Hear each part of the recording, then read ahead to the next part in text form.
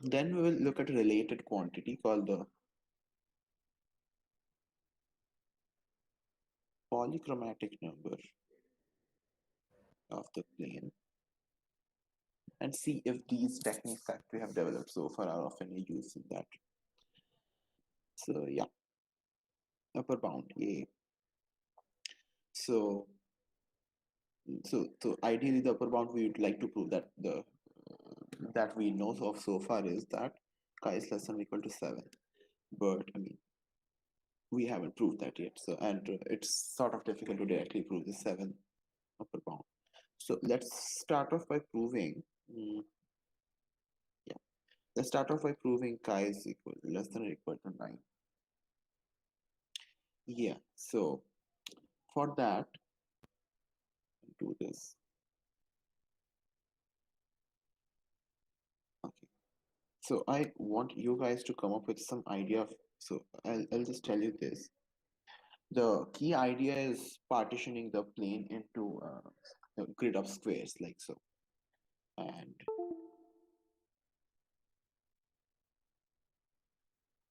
this is-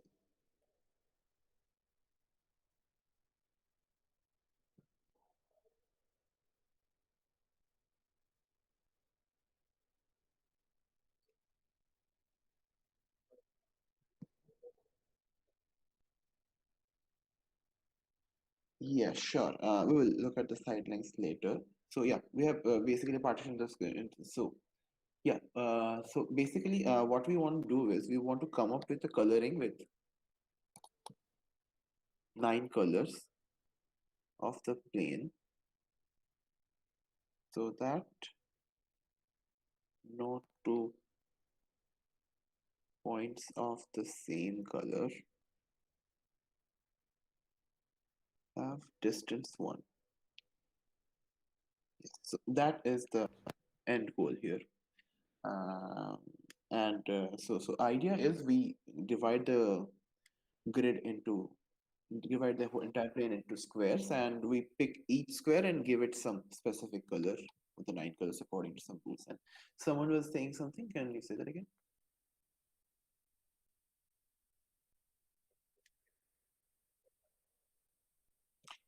Yes, correct.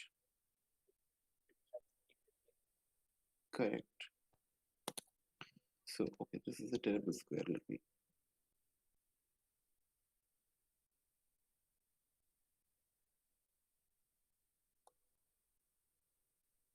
Yes, so this is a 3 by 3 grid. And what we can do is essentially tile the entire plane with this 3 by 3 tiles. And suppose since we have 9 colors, there's this very obvious way to color this. The order doesn't really matter. Oh, sorry. Okay. Which number? Sorry, I can't count. Yeah. Yeah, that makes sense. Anyway, so we have we can sort of basically repeat this pattern. Yes. Now, what we want is, for example, we don't want 2 points having the color 1 to have distance What 1. was the motivation to divide it into 3 by 3 grids? Effectively, you just if you're looking at the problem, you have 9 colors, right? So you want some sort of repeating pattern that has 9 components, and the simplest one is probably 3 by 3 grid.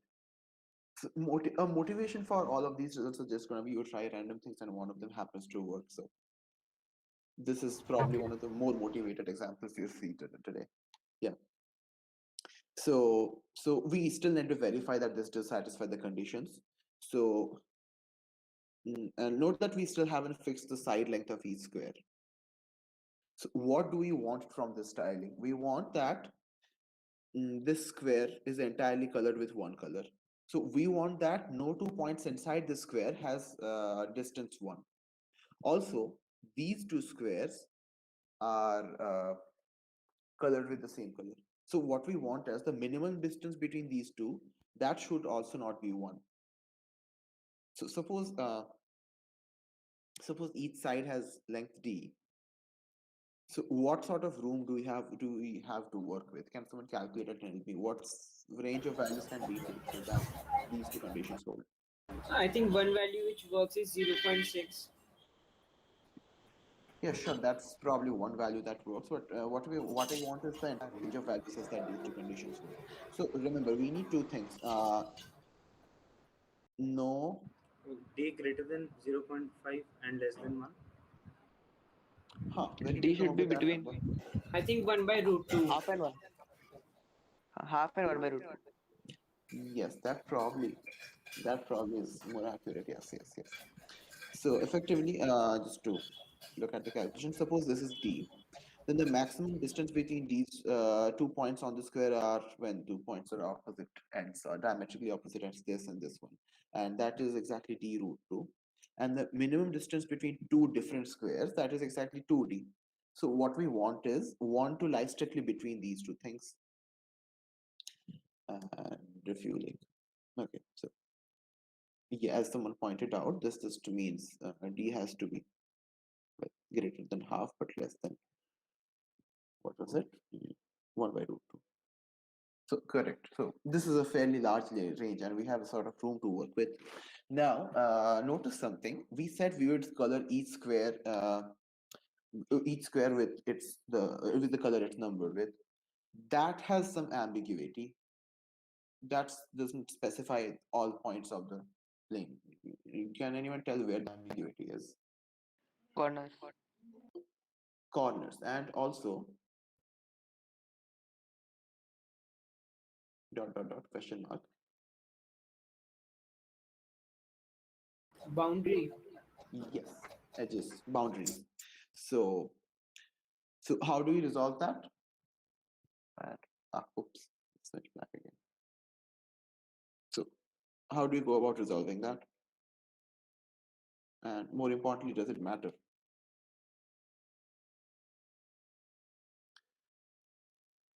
We choose one of the like squares which contain it randomly. I think your presentation. Yes, yes, yes. I'm trying to reshare. Yeah, is this visible now? Yeah, thanks.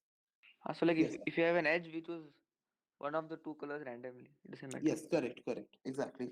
So if you are confused about a point on this edge, for example, you just put it 4 or 5 arbitrarily. It doesn't really matter. But this is an important point to keep in mind because in later examples it will end up mattering. So yeah, this works for a fairly large range of values. And the next step will be to prove this. Now the idea behind this is we what we did in this coloring. So step 1, find, The problem comes where yes, go on. when two squares share a adjacent color, I think. Share a what? Like share a edge. Yes, yes, yes. So we went over that, right? So problem comes when 2 points have are on the boundary of two squares, and we don't know what color to give it. But the point is, it doesn't really matter because we can just arbitrarily choose any color of the 2 or 4 options, whatever the. If it's a corner, we can just do any one of the 4 colors that surround that. In fact, you can come up with a fairly well. You can sort of come up with a rule for what color it should be. So you can just say that every square also contains its left edge and bottom edges, but not these two corners, and that sort of unambiguously takes care of everything. Yeah. So what was the basic strategy behind this proof that chi is less than or equal to 9? Step 1 was to find a nice tiling of the plane, and step 2 was to find a repeating unit consisting of 9 tiles. So here in this case, this is the 3 by 3 grid. And then we did some calculations to figure out if there's uh, so note that in this calculation, it just happened that D has a fairly large range to work with. It could have happened that these two inequalities give a contradiction somehow. And in that case, this coloring wouldn't have worked, but these calculations did work out in this case. So we hope to do something similar for the chi less than or equal to 7 case. So the first step, yeah, someone is. Okay, so I'm sorry, like I just joined right now. There was some problem. So we are trying to prove the upper bound, am I right? Yes, Big correct. one for the upper bound. And okay, so from what I can see, we are tiling it so that in each tile we have given one color. Is that right? Uh-huh. Okay, yeah. Rest I can fill in. Yes. All right. Awesome. And people feel free to interrupt if you have a question or something. And so yeah, where was I? So to prove chi is less than or equal to 7, we hope to prove follow some similar sort of strategy. So what should the nice tiling we look at should be? I think we can replace this 9 in the middle tile by 1 and 7 by 3. That would also not matter if we just take care that the corners are not of that color. And then So the only value of D possible would be 1 by root 2 or very close to 1 by root 2. okay, so you are saying this is one, this is also one, And the and 7 this is is 3. okay. Okay, the problem with that is that forces this tile to also have one, and the distance between these two tiles is exactly d. That's bad, right? Oh, but maybe we then try some very weird pattern and not put 1 here, instead put 2 here. uh,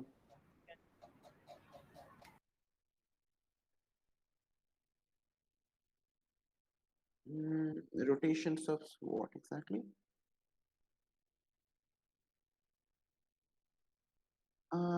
Interesting. I don't know if that works. I'm not pretty sure that doesn't work, but if that works, they will be probably making something new. So the yeah. Anyway, the nice styling I was trying to push towards is actually the hexagonal tile. Let me make some space here. So yeah. So in general, in combinatorial geometry, hexagons are very nice things. Hexagonal tilings have the maximum area to perimeter ratio, and cool things happen. Hexagons are the best agons. And so suppose we have this hexagonal tiling. The next step is to identify a nice looking repeating unit that consists of 7 tiles in this case. What should that be? What should that look like?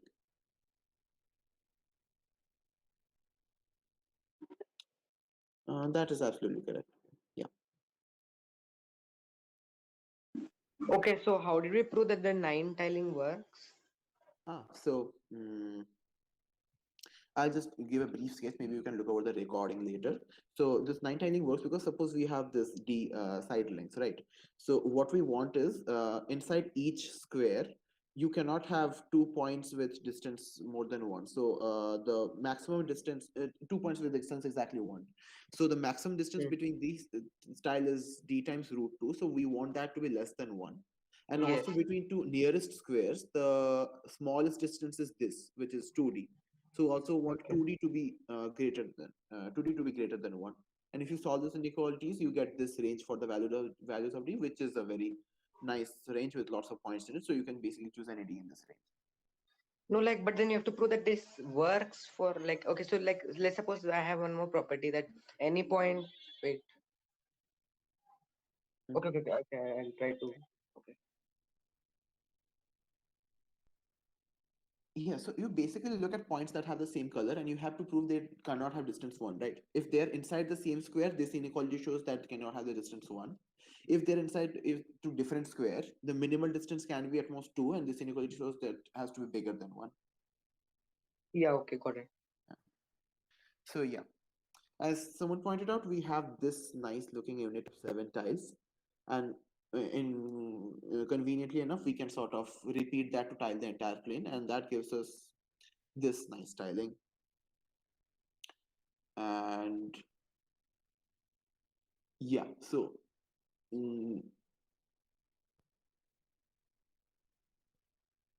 yeah. So if each segment is D, does anyone want to calculate what the range of values should be? Actually, never mind. It's just boring geometric calculations anyway. You guys all can do that. So it turns out that for any value of D between 2 to um,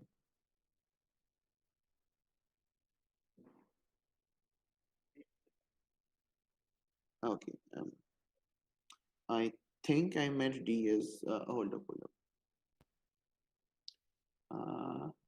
I if I don't remember, I did the calculation, so I think it is this length. Okay, no, that doesn't sound right. That doesn't sound right. That doesn't. I think that should be half, between half and 1 by root 7. Something Yeah, like that. we Something start like with that. half. Yes. Yeah. Yes. So in this range of values, we can have a nice looking tiling. So that works out. There are other more esoteric tilings, for example, this one. And yes, so this also turns out to work, but the little trouble with this is if you calculate the possible values of D in this case, it turns out that these, I don't remember the exact number, it's something like, I think you get basically get the same number on both sides. So that is bad. So what we do is we change that equality to an inequality, a non-strict inequality, and we go with this value of D. And what we have to do is basically make small adjustment towards the boundaries. So I'll leave this as an exercise. Yes, effectively that. So you'll have to be sort of careful as to how you color the corners and boundaries. In other cases, that didn't really matter. You could just put them randomly. So find the correct size, and I think this just turns out to be 1 by root 2 or something, and correct coloring for the boundaries. Cool. So this also gives you a bound of chi less than or equal to 7. Why do we get 1 by root 2 bound on both sides? Because if we consider the two ones, they are not like a 3, they are like 3 by 2D apart, not D root 2 apart. Uh, Like the first, like the one in the first row and the last one in the last row are like close by. yeah, Okay. yeah. So there are subtleties. So basically, the the largest distance you can get inside a square is this, right? Which is d root 2, and you can also between two different square you can also have this length, which is also equal to d root 2. So that's bad. So you sort of have to be careful about the boundaries, and that sort of works out. And oh, I see, I see. You're talking about this length. Yeah, that is not the. Okay, not even this length is. Okay, I do not know what length you're talking about. Acha, okay, so you're talking about this length. And that sort of is not the smallest thing to look at. But anyway, Yeah, bigger 1.7. anyway. So there are other interesting colorings that give you. This is an interesting coloring. For example, if you look at this styling is consisting of tiles shaped like this weird thing, and there are tiny squares, and these squares are fairly small compared to the rest of the plane. So what this shows is you can sort of fix the number nicely so that, and so if you color these shaped tiles with 6 colors and give the squares the 7th color, the 7th color occupies only about 1/300 of the entire area. So the point is, one of the colors can occupy a very small amount of the plane, and the rest of the plane can be tiled with, in fact, 6 colors, which is interesting, I guess. So that's all I'm gonna say for the upper bounds. Let's move on to something called the polychromatic numbers now. So what are the polychromatic numbers? Uh, the this problem. So this question asks, what's the number of colors necessary to paint the plane so that no color realizes all the distances, all positive distances.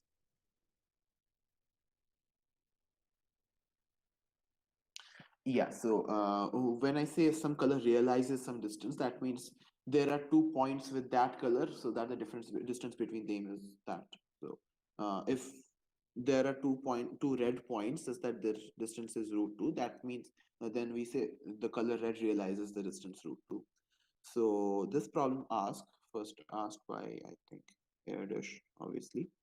The What's the smallest number of colors necessary to paint the plane so that no color realizes all possible distances? So given any distance, you should be able to find at least one color so that that color avoids that distance.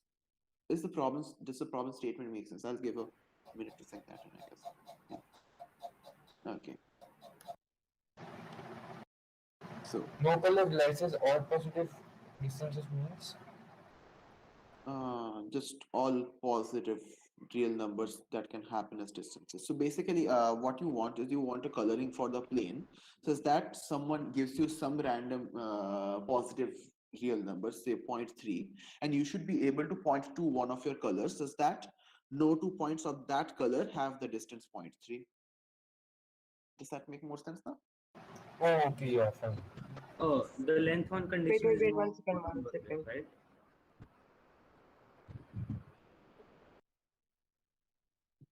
There should exist one color for every real. That is the point.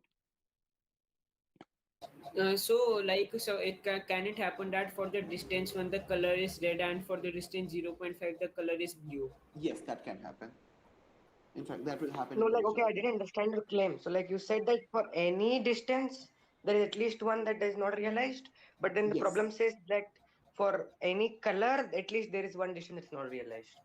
No, the problem statement says no color realizes all the distances, which when flipped around means the same thing. Think about So it. suppose No, like, red. but let's suppose that distance one I'm taking. Mm-hmm. Okay, I mean some distance I'm taking, Mm-hmm. and now I'm taking that. But now I'm telling that every color realizes this distance. But then there's still possible to be what do you call? So that this condition is true, right? So like maybe all red, blue, green. Let's suppose now red I realizes. I did not understand what you just said. Repeat that. Mm-hmm. Mm-hmm.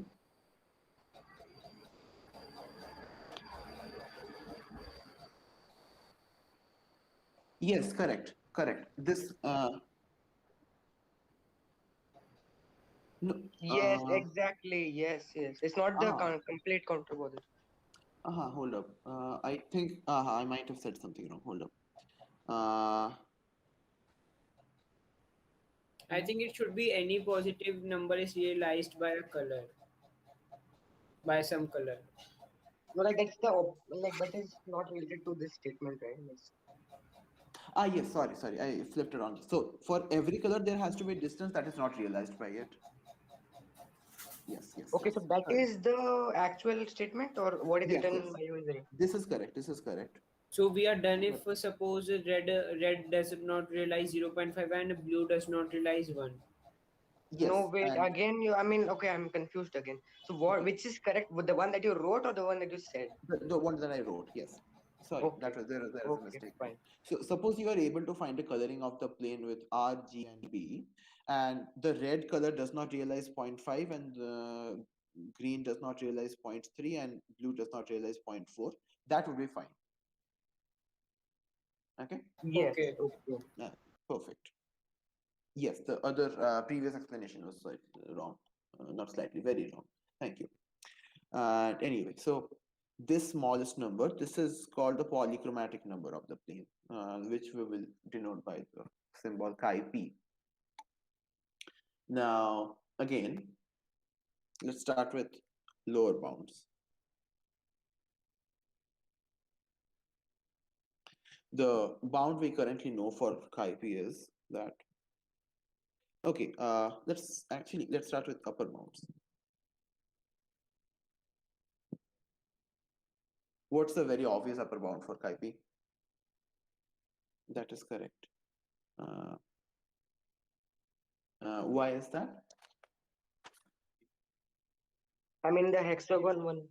Precisely. So yeah, every color avoids the, someone is trying to join. Yeah, every color avoids the distance 1 from the previous construction. So an obvious upper bound is chi p is less than or equal to 7. So what we know so far is we know this, and we also know this. And Okay, as so I long as have a doubt. Is the condition of colors should not be same at one distance one still true? no, not necessarily. So it might happen that like in the example I gave, for example, it might happen the red avoids the color, avoids the distance 1, but blue avoids the distance 0.5. It might happen there are two blue points with distance 1. That doesn't Distance one. validate. Okay, okay, got it. Yeah. So yeah, the previous problem gives a obvious upper bound for this, and so let's start by proving a lower bound.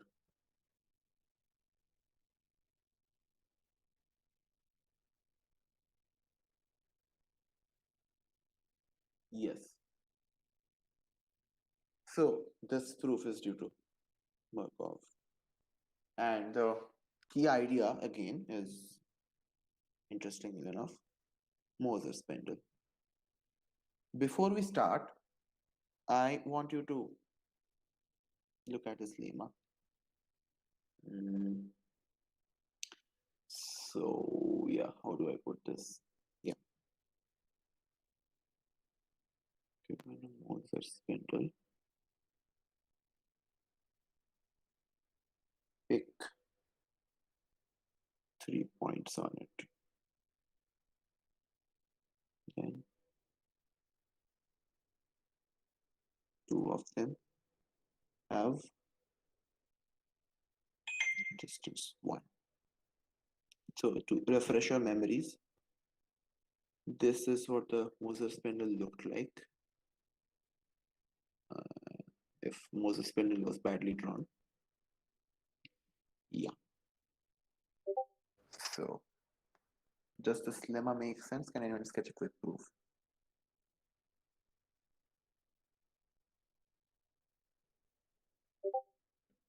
These are one length, side lengths, by the way. Pigeonhole principle works. Yeah, that's just a phrase. Please elaborate. I like if you have 3 points, then two of them lie on the same spindle. Same So like diamond. Yeah, sure. same diamond. So like Yes, that is correct. so they have to be opposite.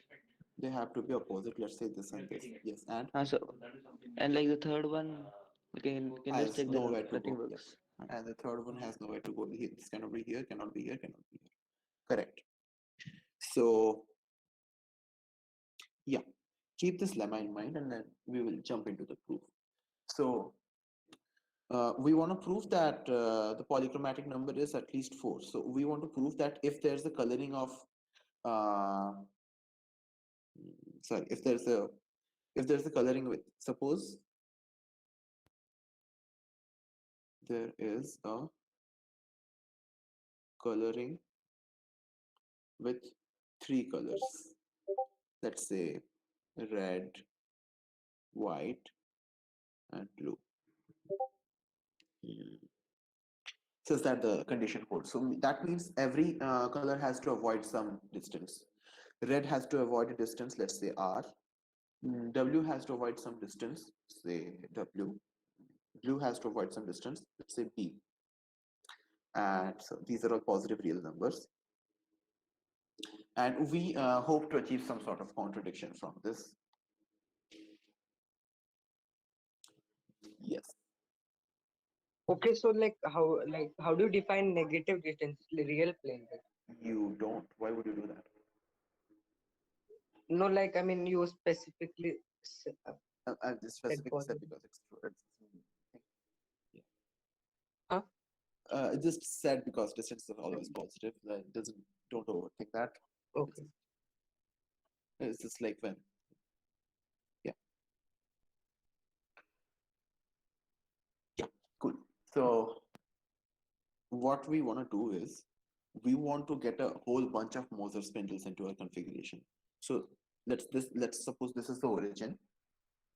So we will draw 3 Moser spindles.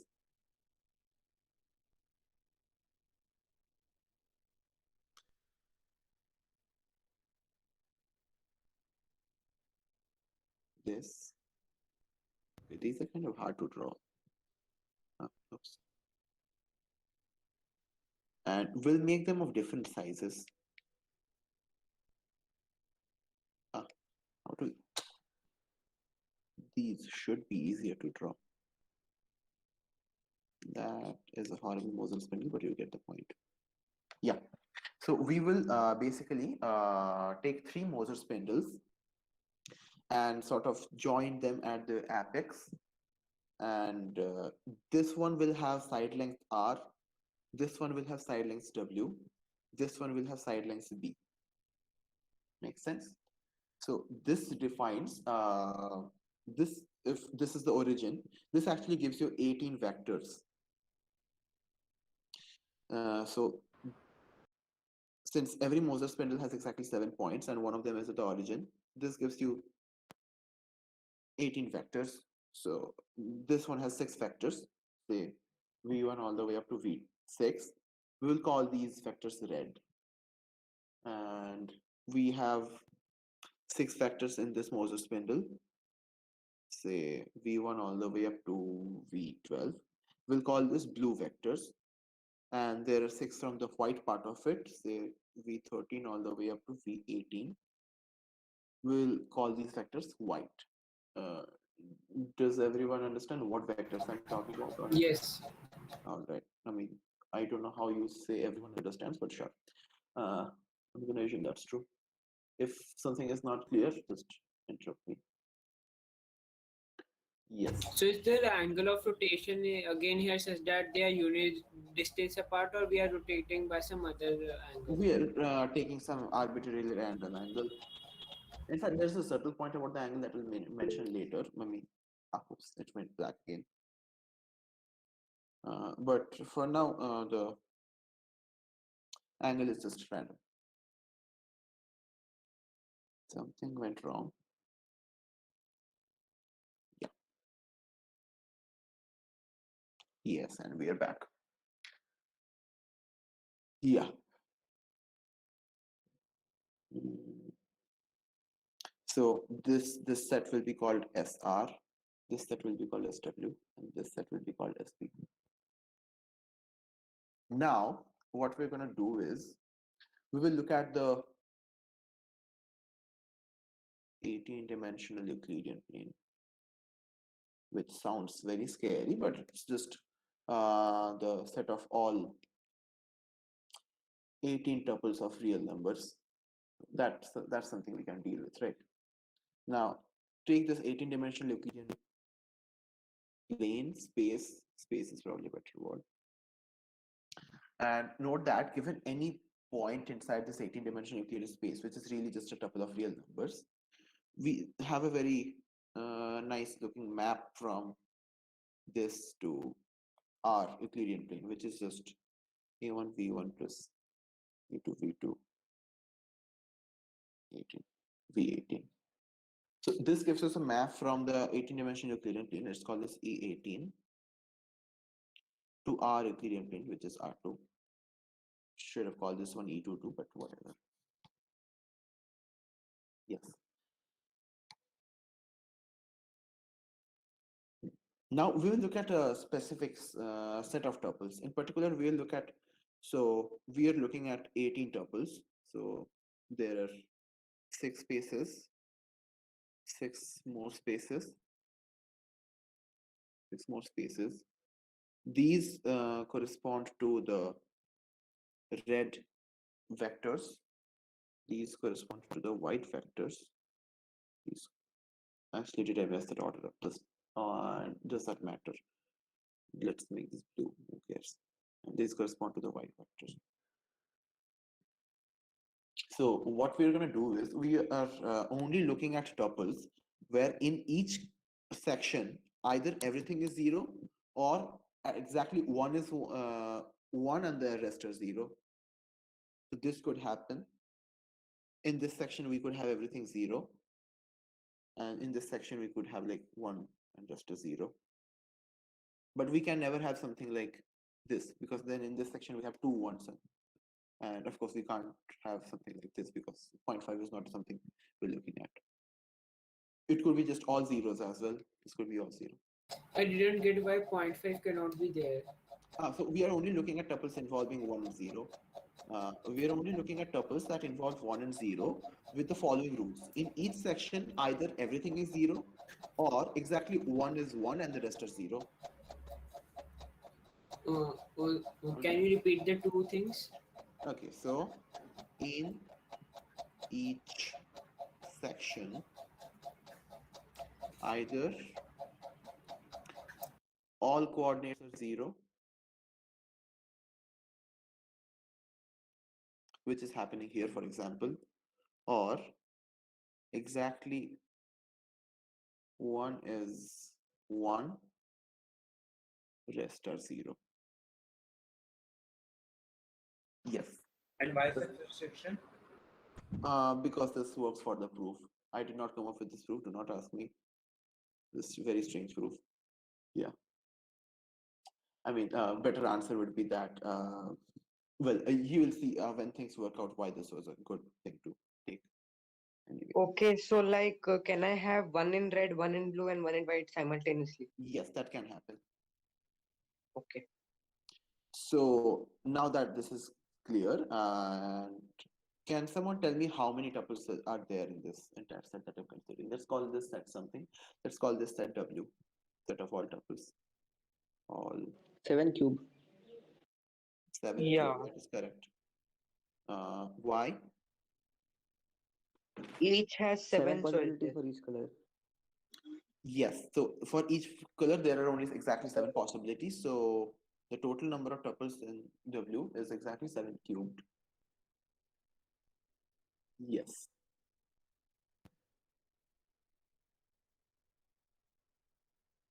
I need a new page here.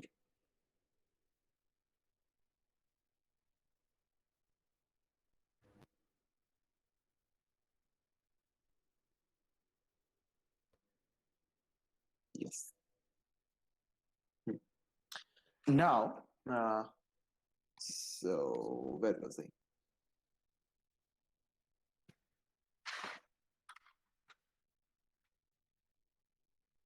Yeah. Now, imagine fixing one of these. So suppose we have this tuple. I should copy paste this.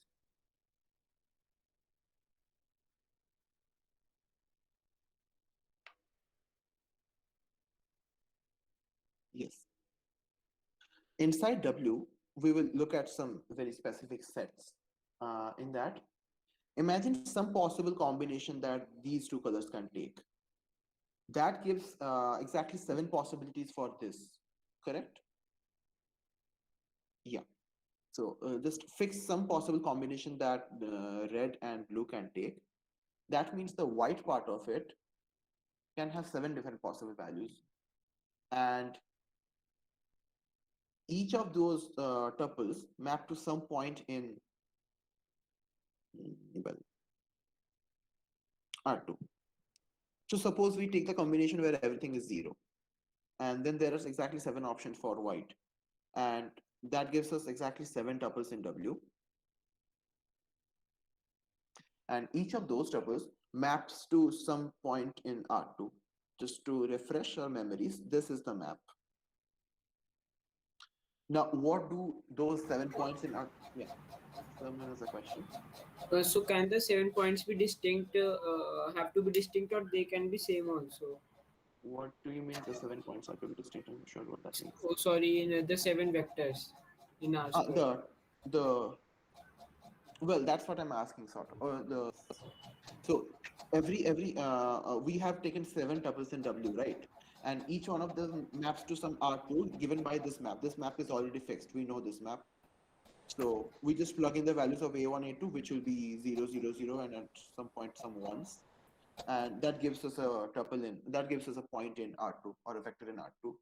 Can someone tell me what do these 7 points look like? So one will be the origin, The and the white other spindle. will be the what do you call points on the Moser spindle. I think it's called, yeah. Yes, correct. So The white one would be, Moser spindle. yes. So effectively, so imagine mapping this to R2. What does this map to? This obviously map to 0, right? This is the 0 times V1 plus 0 times V2, etc. The other tuple in there would be when if this is replaced by 1. What does this map to? So this map to 0 times V1 all the way up to 0 times V12. These don't matter. And there's one V13 and everything else is still 0. So this tuple maps to V13. If you replace this by 1 instead, this maps to V14. So the 7 points are in fact the origin and the vectors V13, V14 all the way up to V18. Does that make sense? And Yes. by definition, these form the 6 white points of the white Moser spindle. Yes. Now, what if instead of all zeros, we had some other permissible tuple here? Let's say we had this. What would the images then look like? V2 plus V11 plus the like the vectors of the white one. Yes. So this is V2 plus V11 plus the previous vectors. So what can you say about the figure that makes? Basically, all the sums of vectors, all the possible sums of any two. It's No, I also a mean Moser spindle. 7 tuples that this produces. What do those 7 points look like? They are also a Moser spindle. They are also Moser spindle. That's basically another copy of Moser spindle, but translated by V2 plus V11. Yes, correct. So yeah. Yes. So what this does is this has 7 squared possibilities to fix. And for each 7 squared possibilities, if you look at this 7 tuple, that gives us a copy of the Moser spindle in R2. And these are all distinct. So the 7 cubed tuples that we got in W, they all map to 7 cubed points in R2. There's a subtle point here, but I'll get to that later. So they map to 7 cubed points in R2. And this sort of partitions that into 7 square distinct subsets. Why do you say disjoint? I mean disjoint subsets. Each consisting of a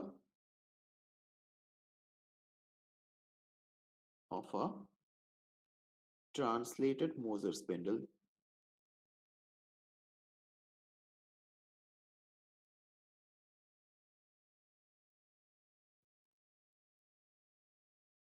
So the 7, yeah. Does that make sense? Any questions so far? So we have 7 square disjoint subsets of the 7 cubed points we have in R2. They need not be disjoint. They will be disjoint because Like 2 points could coincide. so in the sense that two vector sums could have the same answer. Yes, so that is what the question mark in this was. That would mean there are not exactly 7 cubed points in the image set, right? Yes. So we can actually choose these angles that someone mentioned. Actually, so I mean, like, yes. okay, no, continue, please. Yeah. So there are basically two ways to fix that. Either you can choose these angles carefully so that this sort of coincidence does not happen, which takes some amount of linear algebra, or you can sort of argue that the counting works out either way. So for the purpose of this proof, I will assume that that sort of coincidence does not happen. The actual detail takes some annoying work, and I'll just not. Let's just pretend that doesn't happen. So yeah, so we have 7 square disjoint subsets, disjoint modulo the nuance that we mentioned, and each subset corresponding to one possible combination of these 14 coordinates, not 14, 12 coordinates, and each disjoint subset is some translated version of the Moser spindle. So, okay, now how many white points can there be in each of these Moser spindles?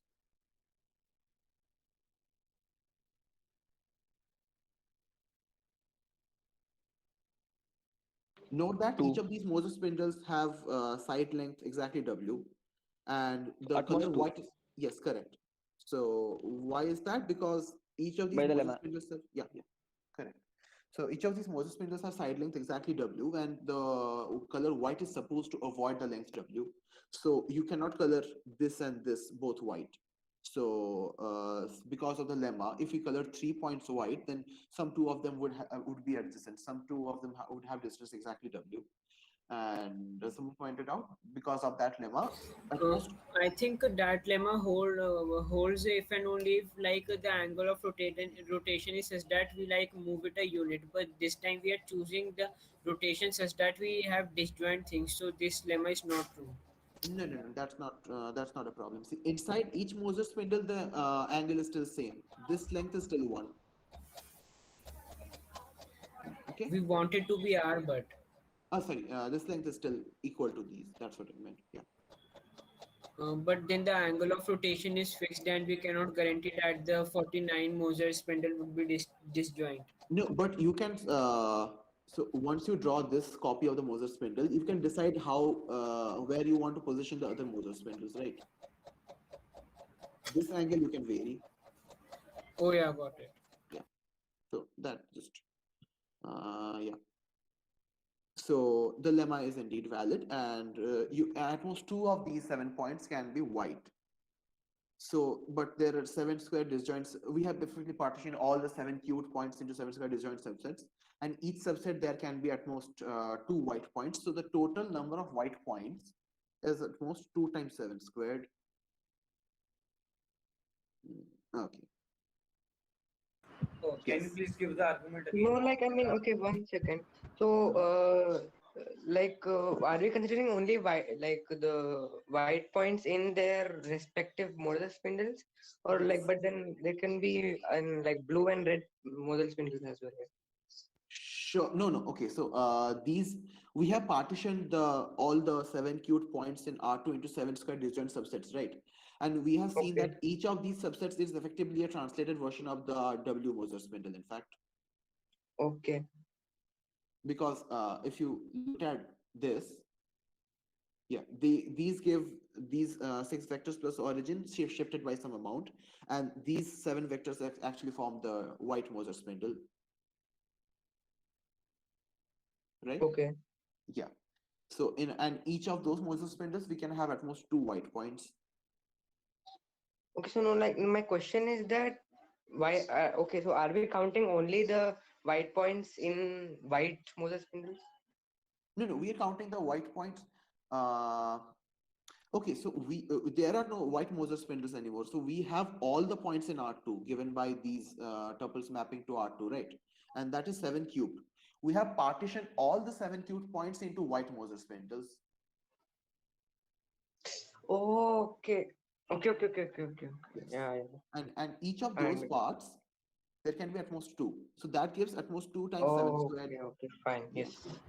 Oh, can you please Why? repeat how only two can be there at max? White points. So remember this lemma. Given a Moser spindle, pick 3 points on it, then 2 of them have distance 1.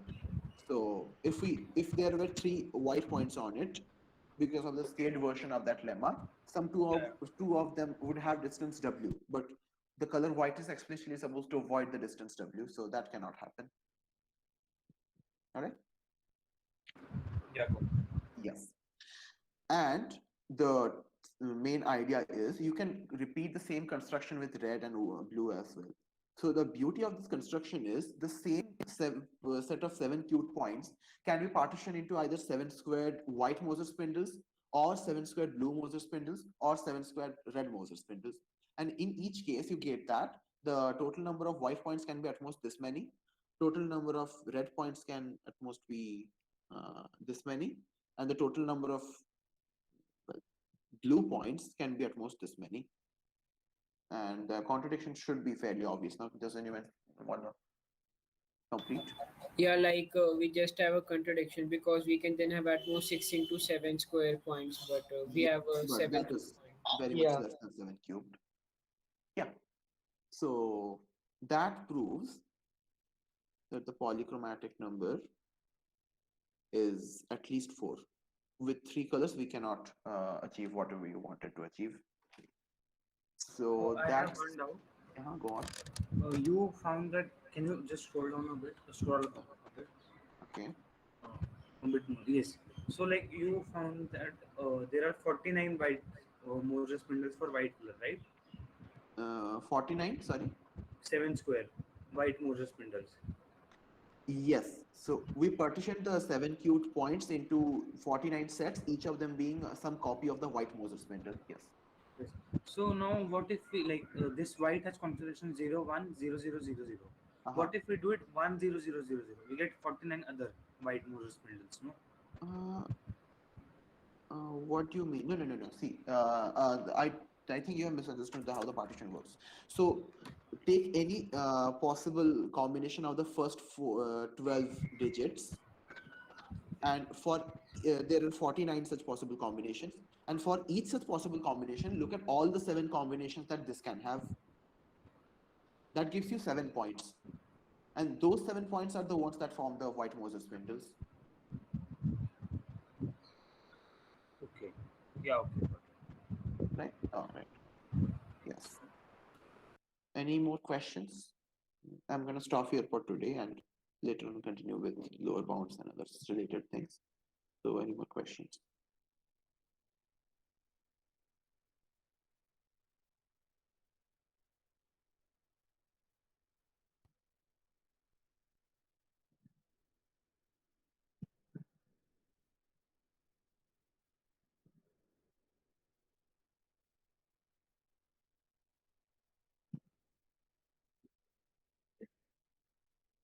All right, excellent. So, yeah, so since there's nothing else, I guess I'll end with one example of the lower bound because we started a bit late. So, you guys have anything after this?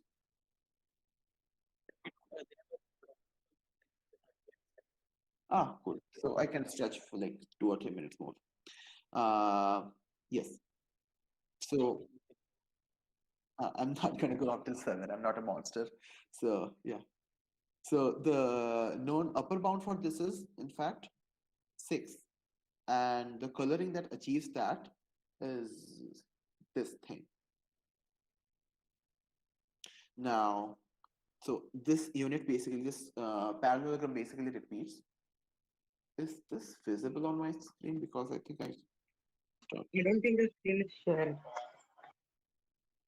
Yeah. What are you saying? Hold up. We already derived the lower bound. Hold up. Let me reshare.